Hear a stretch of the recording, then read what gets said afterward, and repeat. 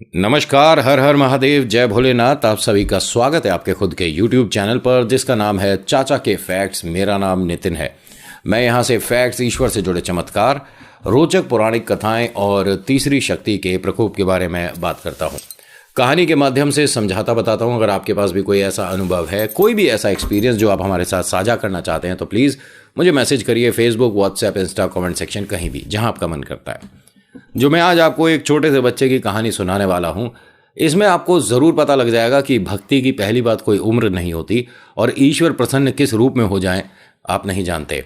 फिलहाल अभी चैनल का इंट्रो, फिर उसके बाद आकर कहानी शुरू करूंगा। कहीं मत जाइएगा, पूरी कहानी सुनिएगा। हो सकता है कि आपको आज की कहानी बेहद पसंद आए। हर हर महादेव।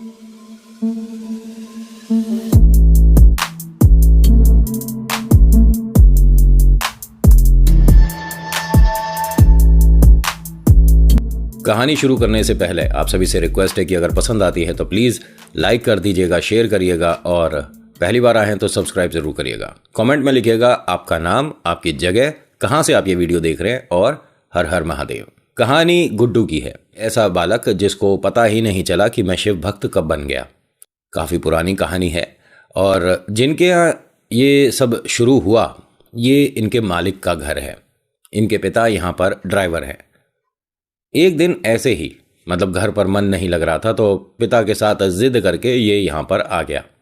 बारिश बहुत हो रही है इस वक्त, बारिश का सीज़न है और बहुत ज़्यादा समस्या रहती है। और सबसे बड़ा कारण ये था कि ये इनके घर में एक ही छतरी थी, तो पिता छतरी के साथ यहाँ पर आ गए तो हमें छतरी लेकर वापस घर जाना था।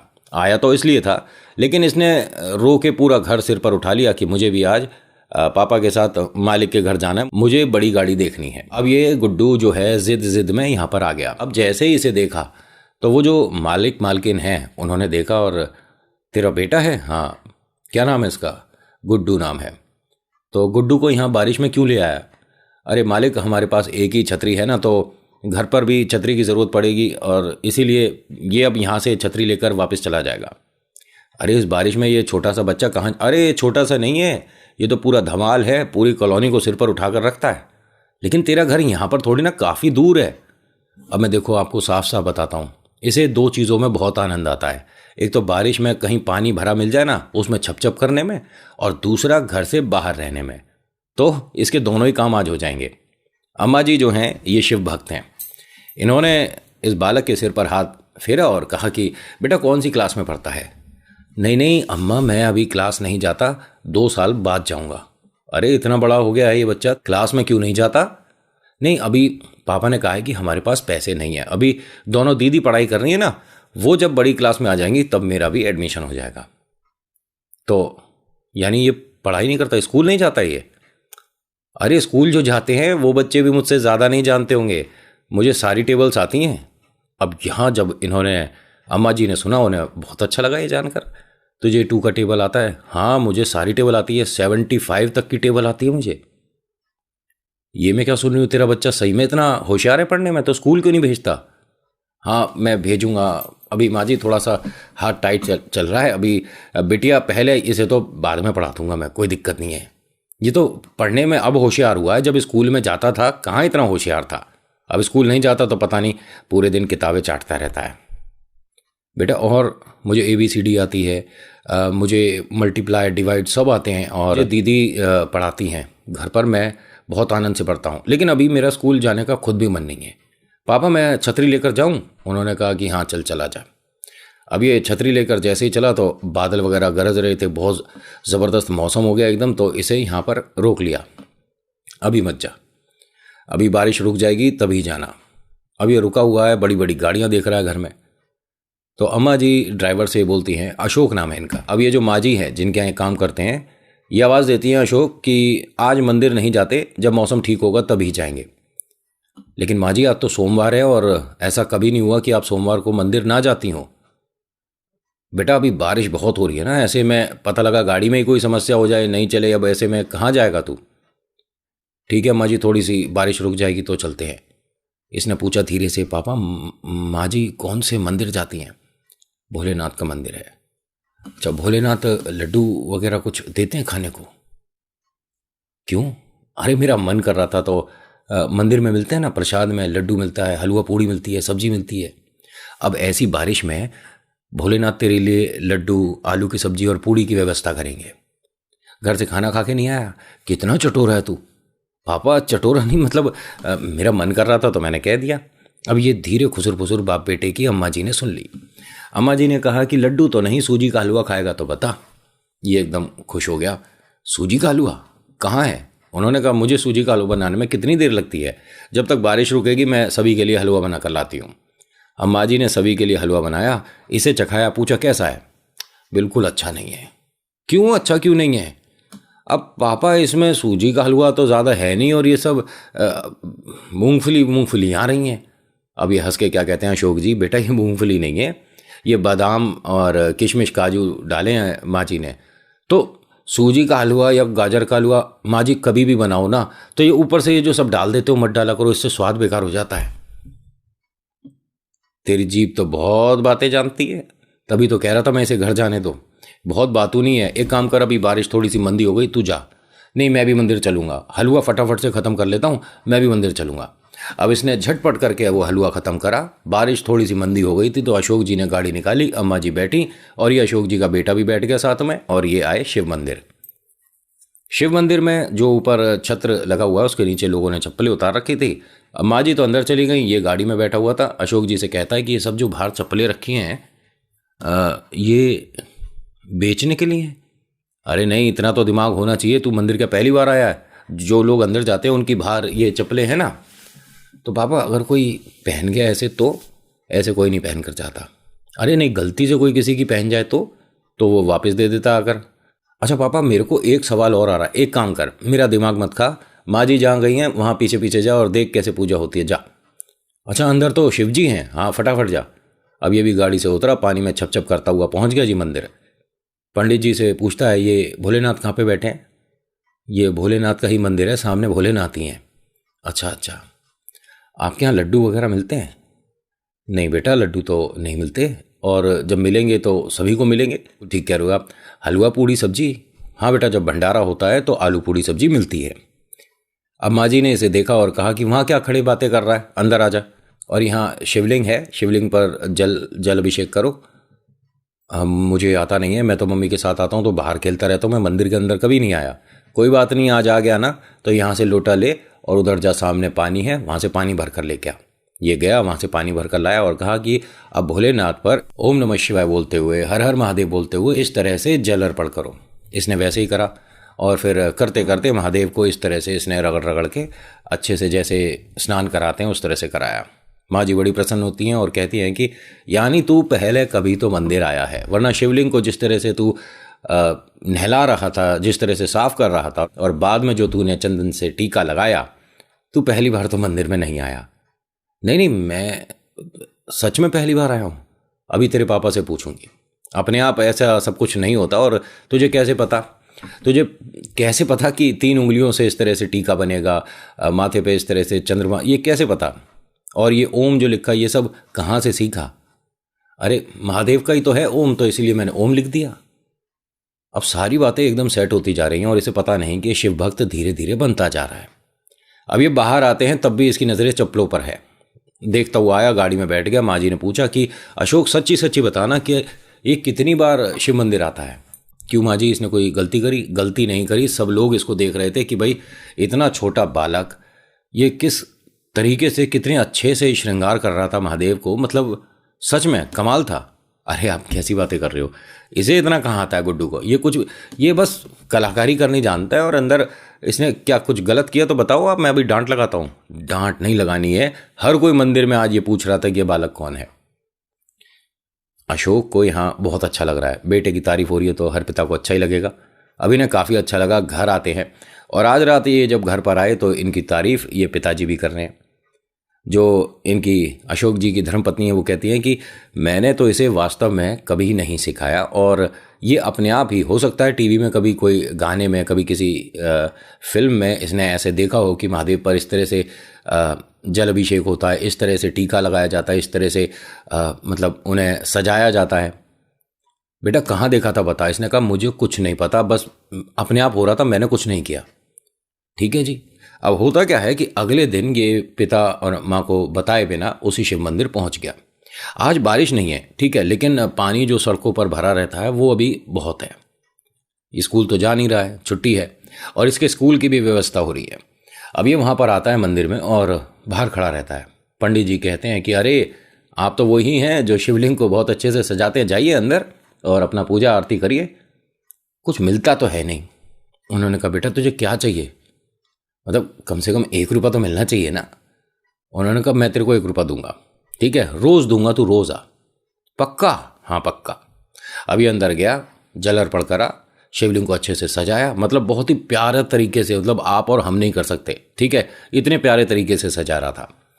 अब बहुत अच्छे से उनका इसने श्रृंगार किया, बाहर आया और बैठ गया। पंडित जी आए और उन्होंने इसे 1 रुपया दे दिया। पंडित जी ये चप्पलें जो हैं इनका कोई ख्याल रखता है? हाँ बेटा, मतलब ऐसे कहीं जाती हैं नहीं, ये कोई गलती से पहन जाए तो बात अलग है, लेकिन वापस अगले दिन आ जाती है। क्यों? नहीं मतलब मैं ख्याल रखूँ इनका? रख ले, मुझे आपने 1 रुपया दे भी दिया है तो मैं थोड़ी देर यहाँ बैठकर देखता हूँ कि कोई गलती से ना पहन जाए, ठीक है। पंडित जी ने सोचा कि भाई बालक है, अब इसे क्या ही कहें। अब ये कुछ देर वहाँ बैठा और वहाँ से चला गया। अगले दिन फिर आता है, पंडित जी से कहता है कि आपने कहा था मुझे 1 रुपया रोज़ दोगे। उन्होंने कहा हाँ। उन्होंने जेब से निकाला 1 रुपया और उसे दे दिया। अब इसने 1 रुपया लिया और चला गया। आज तो महादेव भी इंतज़ार में ही रह गए कि भाई ये तो मंदिर तक आया और वापस, ये कैसा भक्त है। अगला दिन हुआ, दूसरा, तीसरा, ऐसे करके न जाने 10-12 दिन निकल गए। पंडित जी ने एक दिन उसके हाथ पकड़ लिए। एक बात बता, तू आता है, सिक्का लेकर चला जाता है, भोलेनाथ से कौन मिलेगा? अच्छा हाँ, भोले बाबा भी तो, हाँ मिल लेता हूँ। हाँ मिल ले, बहुत ज़रूरी है। अभी अंदर गया, श्रृंगार करा, बाहर आया, बैठ गया। फिर से आज चप्पलों के पास बैठा है। अब पंडित जी ने इसे दोबारा से बाहर बैठे देखा। बारिश का सा मौसम है, पानी आज भी भरा हुआ है सड़कों पर, और ये मंदिर जो है एक बहुत बड़े नाले को पार करके, मतलब वो जो एक चबूतरा है, जो मंदिर आने का जो रास्ता है, जो रैंप है, वो एक बहुत बड़े विशाल नाले को पार करके आता है। मतलब इसके इधर उधर मंदिर के काफ़ी गहरा लंबा चौड़ा नाला बहता है और बड़ा डरावना भयानक सा लगता है जब बारिश का मौसम होता है, क्योंकि पता ही नहीं पड़ता पानी कहाँ, सड़क कहाँ, नाला कहाँ, है ना। तो ऐसे में ये वहीं कोने में बैठा हुआ था, चप्पलों को देख रहा था। पंडित जी ने कहा कि अब क्या हुआ, आज किसी की कोई चप्पल यहाँ से गायब हो गई जो इतना गौर से देख रहे हो? नहीं, मैं देख रहा हूँ कितनी गंदी हो रही हैं। हाँ बेटा, गंदी तो हो रही हैं भाई, मौसम ऐसा ही है ना, तो गंदी हो ही जाती हैं, कोई बात नहीं, तू इतना परेशान क्यों है? मैं इनकी चप्पल साफ कर दूं, कैसा लगेगा इन्हें? क्यों बेटा, ठीक है तेरा मन है, लेकिन कोई बात नहीं, कोई टोक देगा, कोई उल्टा सीधा ना बोल दे, तू रहने दे। नहीं नहीं, मैं कल से इन्हें साफ भी करूँगा। अब अगले दिन सुबह न जाने कैसे क्या कमाल हुआ, सड़कों पर और नालों में तो पानी था, लेकिन आज बारिश नहीं थी, खिली खिली धूप निकली थी। ये अपने घर से ठीक 8 बजे फटाफट से निकलता है और पहुंचता है मालकिन के, मतलब जहां इनके पापा गाड़ी चलाते हैं। अम्मा जी, राम राम। अम्मा जी से देखती हैं, अरे शिव भक्त आए हैं, राम राम, कैसा है तू? मैं बिल्कुल ठीक हूँ, मुझे वो फवारा चाहिए। फवारा? हमारे जो बाथरूम में फवारा लग रहा है वो? अरे नहीं नहीं, वो जो कि आप गमलों पे पौधों पे उस दिन कर रही थी ना। अच्छा हाँ हाँ, वो क्यों चाहिए?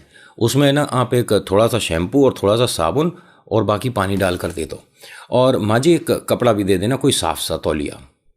बेटा तू कर क्या रहा है, गाड़ी वगैरह साफ कर रहा है क्या? घर जा वरना अभी डांट पड़ जाएगी तेरे को। नहीं नहीं, गाड़ी नहीं साफ कर रहा। तभी इसके पिता आ जाते हैं, अरे तू यहाँ क्या कर रहा है? अरे मैं अम्मा जी से फवारा लेने आया हूँ। फवारा? क्यों? अरे मैं बाद में बताऊंगा। नहीं अभी बता, वरना कुछ नहीं मिलेगा। अम्मा जी अंदर से लेके आई फवारा, जैसा भाई साहब ने ऑर्डर किया था वैसा, उसमें शैम्पू भी है, साबुन भी है और पानी भी है। माँ जी आप सब ये क्या कर रहे हो, क्या हुआ, इसे क्यों चाहिए? मैं पापा कल मंदिर गया था और जब भी मंदिर जा रहा हूँ तो सबकी चप्पलें बहुत गंदी होती हैं। हाँ तो मैं उनकी ना सबकी चप्पल जब तक वो मंदिर से पूजा करके आएंगे साफ़ कर दिया करूँगा। अब ये माँ जी हंसने लगी कि बेटा तेरे से किसी ने कही है ये बात करने के लिए? नहीं नहीं, मुझे खुद अच्छा नहीं लग रहा। भाई आप किसी के फंक्शन में जाते हो, पार्टी में जाते हो, किसी भी बर्थडे वगैरह में जाते हो तो अच्छे कपड़े पहनकर जाते हो, चमकते जूते पहनकर जाते हो, नई चप्पलें पहनकर जाते हो, लेकिन महादेव के पास आ रहे हैं लोग और सबकी देखना चप्पल गंदी, जूते गंदे, तो मैं साफ़ कर दिया करूँगा। अब माँ जी ने कहा कि इसे कहते हैं श्रद्धा, इसे पता ही नहीं ये क्या बोल रहा है। कि अगर आप मेरे महादेव के मंदिर आ रहे हो तो आपके चप्पल जूते भी साफ होने चाहिए। और सब ना वहीं सामने उतार कर चले जाते हैं। मैं पंडित जी से कहकर उनको सभी को कहूँगा कि आप थोड़ा मंदिर से दूर उतारें या साइड में उतारें, जो कि ईश्वर की तरफ चप्पलों का मुंह नहीं होना चाहिए। जिस तरफ आपका पैर होता है, मतलब अंगूठा, उस तरफ ईश्वर का चेहरा नहीं होना चाहिए। ये मैंने एक छोटी सी बात आप सभी को भी बताई है। बहुत से लोग जो मंदिर जाते हैं वो बस मंदिर की दहलीज को पार करने से पहले चप्पल को उतारेंगे और चल देंगे अंदर।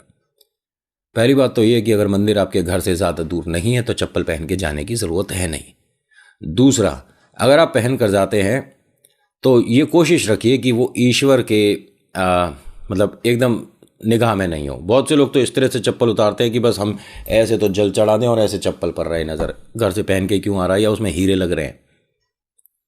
मतलब जो काम करने आए हो थोड़ा सा उस पर ध्यान दे दो, क्योंकि यहीं से आपकी सारी मनोकामनाएं पूरी होनी है। तब भी आप चप्पल और जूतों में ज़्यादा नज़र लगा रहे हो। अब ये बच्चा यहाँ से फव्वारा और कपड़ा लेकर पहुँचा मंदिर और पंडित जी को बिना बताए बाहर बैठ गया और चप्पल वगैरह साफ करने लगा। खिली खिली धूप है, मौसम अच्छा है, लेकिन सड़कों पर पानी भरा हुआ है। अब जो आ रहा है देख रहा है, बड़ी कमाल कर दिया, हमारी तो इसने चप्पल एकदम नई कर दी लड़के।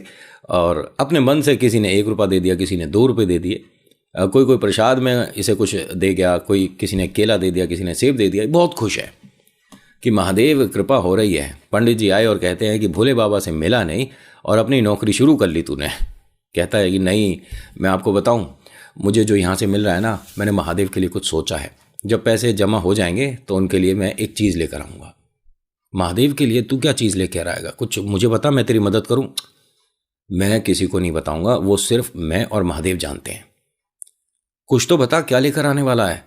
वो भी भोले बाबा के लिए। हाँ, आप देखना, आपको भी अच्छा लगेगा। अब इसका ये काम ना डेली का हो गया, ठीक है। फटाफट से आता है सुबह सुबह और मंदिर में ये मानिए कि कोशिश करता है कि सबसे पहले आकर जल अभिषेक करता है, शिवलिंग को अच्छे से स्नान कराता है, बहुत अच्छे से। मतलब मैं हर बार कह रहा हूँ कि आपके और हमारे से बहुत बेहतरीन तरीके से ये श्रृंगार करता है। और फिर उसके बाद बाहर आकर बैठ जाता है, सभी की चप्पलें जूते जो भी हैं सब साफ करता रहता है। इस काम को करते करते काफ़ी दिन बीत गए और इसके पास अब इतने पैसे जमा हो गए जो कि ये महादेव के लिए कुछ लेकर आने वाला है, और ख़ास तौर से उन लोगों के लिए भी जो कि शिव मंदिर आ रहे हैं। इसके पास इतने पैसे हो गए कि ये 2 चीज़ खरीद सकता है। अब आज ये पंडित जी के पास आया है और आज ये रिक्शा में आया है। रिक्शा में एक बहुत बड़ी सी लकड़ी की कोई रैक है। पंडित जी ने देखा कि बेटा ये क्या है, महादेव के लिए लाया है? ना ना, महादेव के लिए तो स्पेशल चीज़ है, लेकिन ये मैं उन लोगों के लिए लाया हूँ जो यहाँ पर आकर चप्पल इस तरह से सामने उतारते हैं। मैं ये साइड में लगाऊंगा कि जो भी आए चप्पल यहाँ रख दे ज़मीन पर और मैं रैक में लगा दूंगा। ये अपने हाथों से बनाकर लाया है। टूटी फूटी जो भी लकड़ियाँ थी उन सबको समेटा, धीरे धीरे करके बना रहा था ये, और ये किसी को नहीं पता चला, ना पंडित जी को पता, ना मम्मी पापा को और दीदी को, किसी को कोई खबर नहीं। इसने गुपचुप तरीके से अपने दोस्तों के साथ मिलकर ये रैक तैयार करी है। तकरीबन इसमें 50-60 जोड़ी चप्पल जूते आ सकते हैं। बेहतरीन बनाई है इसने, अपने हिसाब से तो बेहतरीन बनाई है। और पंडित जी कहते हैं ये तो हो गई शिव भक्तों के लिए, शिव के लिए क्या लाया? तो इसने फिर जेब से एक बहुत प्यारी रुद्राक्ष की एक माला दिखाई कि मैं ये बहुत समय से पैसे जोड़ जोड़ के एक एक रुद्राक्ष रोज़ खरीद रहा था, और कुछ मुझे इसमें जो धागे पिरोने थे वो यहाँ मिलते नहीं थे। ये माला ऐसी है कि इसे पकड़कर आप मतलब मंदिर से भी लटक जाओ तो ये टूटेगी नहीं। उन्होंने कहा चल ऐसा कोई धागा नहीं होता। नहीं नहीं, मैं मजाक नहीं कर रहा। दीदी के किताब में मैंने इस धागे के बारे में पता किया था कि अगर आप इसे 3 बार लपेटते हो तो ये टूट नहीं सकता। पंडित जी ने मजाक मजाक में हल्का सा जोर आजमा के देखा, लेकिन वास्तव में ये टूटी नहीं। अब इसने ये मानिए कि रुद्राक्ष वो इस तरीके का इतना प्यारा बनाकर लाया था लड़का, जो कि बहुत सुंदर शिवलिंग के चारों तरफ रखता है। तो किसी ने पूछा कि भाई अब आप इन्हें पहनाते क्यों नहीं? तो इसने कहा कि नहीं, शिवलिंग पर आप रुद्राक्ष नहीं चढ़ा सकते इस तरह से माला बनाकर। फूल बेलपत्र ये सब चढ़ते हैं। मैंने महादेव के बारे में भी काफ़ी कुछ जाना पहचाना है। अब तभी बाहर से आवाज़ आती है कि अरे वो कहाँ गया भाई गुड्डू सेठ जी, हमारी चप्पल जूते जो नए करे हैं कहाँ रख दिए? अब गुड्डू बाहर आया। आने के बाद कहता है कि आपकी ये जो चप्पल है जूते हैं मैंने सामने जो रैक है वहाँ रख दिए हैं। अरे वाह, नई रैक आ गई, फाक क्या बात है। पंडित जी ने बताया कि गुड्डू महाराज तैयार करके लाए हैं। अब सबकी नज़रों में गुड्डू की वैल्यू बढ़ती जा रही है और सब कोई पसंद भी कर रहे हैं इसे। और हाँ, कमाल की बात देखिए कि इसकी मदद के लिए धीरे धीरे पढ़ाई का भी इंतज़ाम हो रहा है। पेंसिल, किताबें, कॉपी धीरे धीरे मिल रही हैं और ये उनमें का है कि उन्हें खर्चता नहीं है, घर लाता है, पढ़ता है और ऐसा ही नहीं कि बस पेपर बनाया और हवा में उड़ा दिया। एक दिन की बात है, थोड़ा मौसम आज बिगड़ा हुआ सा था, बारिश का मतलब माहौल सा है, लेकिन अभी पानी पड़ा नहीं है। बारिश जो हुई थी रात, उसका पानी सड़कों पर भरा हुआ है। ये गुड्डू सुबह सुबह पहुंचा है, महादेव को जल अर्पण किया, अच्छे से श्रृंगार करा और बाहर आकर सबके चप्पल जूते जो है साफ करने लग गया। तभी तकरीबन आधा पौने घंटे बाद बहुत ज़ोर ज़ोर से गुड्डू के रोने की आवाज़ आ रही थी। मेरे से गलती हो गई, मेरे को माफ़ कर दो, मेरे से गलती हो गई। और पंडित जी भी बाहर भाग के आए, बाकी लोग भी आए जो इतने समय से शिव मंदिर आ रहे हैं कि अरे गुड्डू को क्या हुआ, एकदम ये परेशान क्यों है। सब देखते हैं तो एक लड़का बड़ी सी मतलब उम्र का, तकरीबन 26-27 साल का, वो इसको बहुत परेशान कर रहा है। उसका कान पकड़ रखा गुड्डू का और मरोड़े जा रहा है। सबने कहा भाई छोड़ो, इतने बड़े तुम, हुआ क्या है, बात तो बताओ। कह रहे इस बदतमीज़ को यहाँ पर बैठाया किसने, इस बदतमीज़ को यहाँ किसने बैठाया, और ये मंदिर में भिखारी कहीं भी आकर बैठ जाते हैं। उसने कहा मैं भिखारी नहीं हूँ और मैं सेवादार हूँ, मैं सेवा करता हूँ। हाँ पता है क्या सेवा करता है हैं। और जैसे ही उसने हाथ उठाया लड़के ने, तभी लोग आ गए बीच में और कि हुआ क्या है ये तो बताओगे। कह रहे इस बदतमीज़ की औकात नहीं है, ठीक है, इसके पूरे खानदान में किसी ने इस तरह के जूते छुए भी नहीं होंगे, ठीक है, खरीदना तो बहुत दूर की बात है। मेरे जूते पर इसने गीले कपड़े से ये जो पहुंचा है, ये लेदर के जूते हैं और इतने महंगे हैं और फलाना है, तेरे बाप की औकात नहीं, बहुत कुछ बोला इस लड़के ने। अब ये सभी लोग कि भाई बच्चा है, कोई बात नहीं, इससे गलती हो गई, ये सभी के जूते चप्पल साफ करता है तो इसे नहीं ध्यान रहा कि कौन सा लेदर का है कौन सा क्या है। अब ये रोए जा रहा है कि मेरे से बहुत बड़ी गलती हो गई। इसे पता भी नहीं, अभी ये फ़र्क भी नहीं पता कि रबड़ की चप्पल या लेदर की चप्पल में क्या फ़र्क होता है। इसके इतने महंगे जूते थे कि इंसान के औकात से ज़्यादा थे। इसको जब बहुत उल्टा सीधा गाली गलौज कर रहा था ये लड़का, बहुत बहुत ज़्यादा, मतलब इससे मूर्ख को ये नहीं पता कि तू मंदिर में है, ठीक है, अभी तू शिव आरती करके आया, शिव पूजा करके आया और उसके बाद बाहर तेरा क्या हाल है, किस बात का घमंड है। वो जो अंदर बैठे हैं 1 मिनट में बड़ों से बड़ों को नीचे उतार देते हैं, तो तू है क्या। इस लड़के का किसी तरह से पैर फिसल गया, ये जो गाली गलौज कर रहा था, बदतमीजी कर रहा था, और पैर फिसलने की वजह से ये जो मंदिर के पास नाला बहता है उसमें गिरा। क्योंकि इसे तैरना नहीं आता, तो 10 फुट 11 फुट भाई साहब बहुत गहरा होता है जिसे तैरना नहीं आता। इसके गिरते के साथ ही सभी को अंदाज़ा हो गया कि शायद इस लड़के को तैरना नहीं आता और नाले में कोई उतरने की हिम्मत नहीं कर रहा। और सब लोग बस बचाओ भाई, इस लड़के को क्या हो गया, देखो, अरे ये कहीं, अरे नाले में बह ना जाए, और ये सब बात कर रहे थे। इतने में गुड्डू कूद गया, ठीक है। और ये जो बालक है ना, ये या कोई भी बालक जिसे तैरना आता है, वो आपको हमको भी पानी से बाहर ला सकता है जिसे तैरना नहीं आता, ठीक है। ये उनके लिए बहुत साधारण सी बात है, लेकिन इस काम को करने के लिए जिगर चाहिए जो कि शिव भक्तों में कूट कूट के भरा होता है। सच बता रहा हूं मैं, शिव भक्तों में जिगर की आपको कभी कटौती नहीं मिलेगी, कमी नहीं मिलेगी। बोलो हर हर महादेव। इस लड़के ने 1 सेकंड की भी देरी नहीं लगाई और फट से पानी में कूद गया, नाले में। उसको बाहर लाता है। अब ये आदमी इतना ज़्यादा शर्मिंदा है कि इसको माफ़ी मांगने के लिए शब्द ढूंढने पड़ रहे हैं। इसने जूते छू दिए थे इसके, तो इसको गाली गलौज करी, इस पे हाथ उठाया, सबके सामने बेइज्जत करा, और अब जब इसके प्राण जा सकते थे, लड़के ने कुछ सोचा ही नहीं और पूरा पानी में कूद गया, नाले में कूद गया और इस आदमी को बचा लाया।